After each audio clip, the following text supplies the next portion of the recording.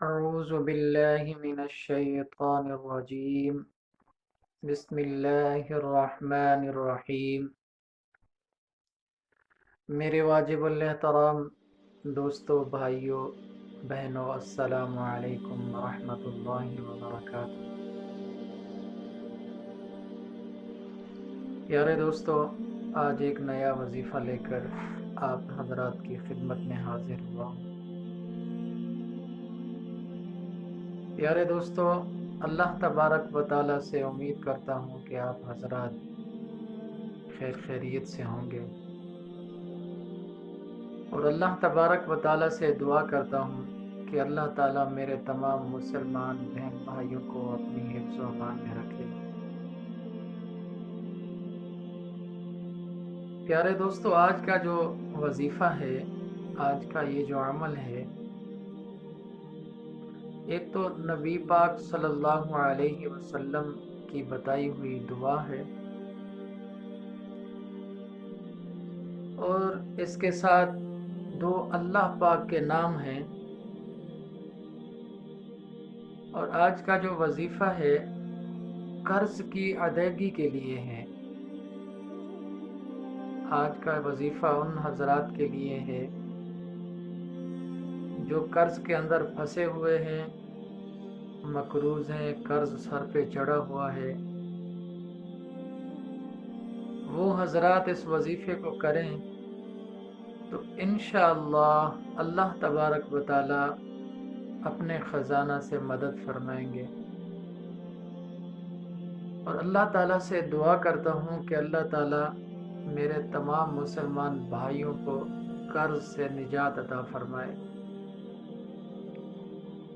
پیارے دوستو، آج کا وظیفہ ایک دعا ہے جو آپ بھائیوں نے، بزرگوں نے، بہنوں نے صبح شام کرنی ہے. سب سے پہلے نماز کی پابندی کرنی ہے، نماز پابندی کے ساتھ پڑھنی ہے. اس کے بعد صبح کی نماز جب پڑھ کر آپ فارغ ہو جائیں تو آپ نے 3 مرتبہ درود ابراہیمی پڑھنا ہے. پھر 3 مرتبہ یہ دعا پڑھنی ہے،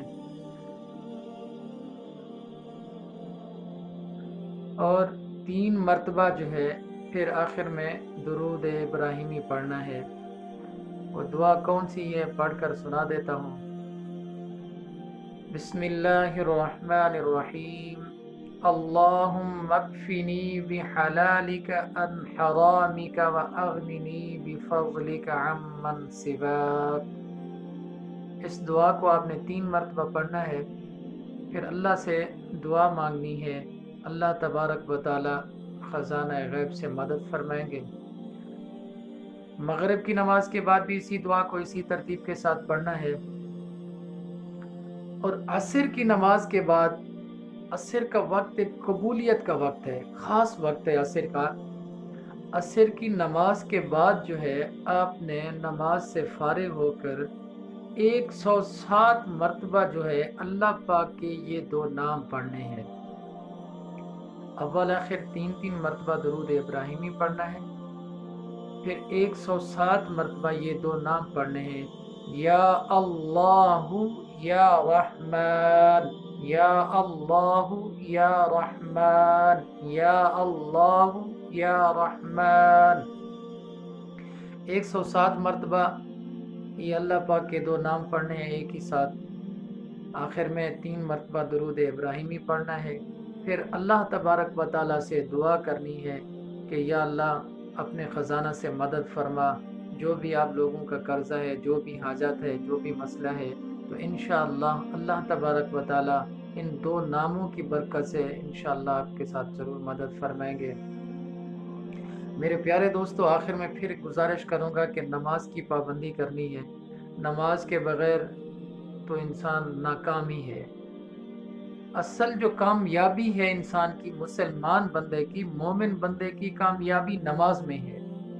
ہم لوگ جب نماز سے دور ہو جاتے ہیں، اللہ سے دوری ہو جاتی ہے. تو میرے پیارے بھائیوں، نماز ایک اللہ کے ساتھ ملاقات کرنے کا ذریعہ ہے، اللہ سے مانگنے کا ذریعہ ہے. نماز نبی پاک صلی اللہ علیہ وسلم کے آنکھوں کی ٹھنڈک ہے، نماز مومن بندے کا معراج ہے۔